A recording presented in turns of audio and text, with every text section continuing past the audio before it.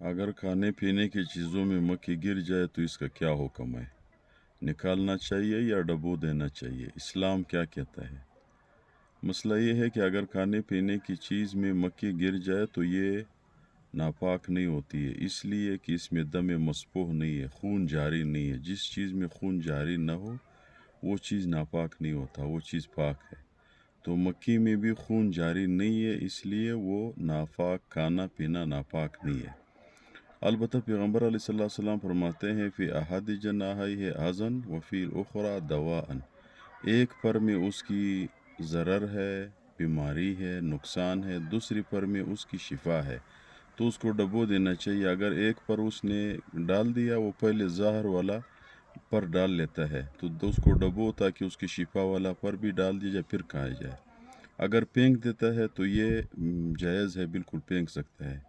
یہ ڈبونا حکم وجوبی نہیں ہے، واجب نہیں ہے، جس طرح آپ کو آسانی ہو۔ اگر کراہت محسوس کرتا ہے، پسند نہیں ہے کھانا پینا، تو چھوڑ دے، نہ کھا لے، پھینک دے، کوئی ضرر نہیں ہے۔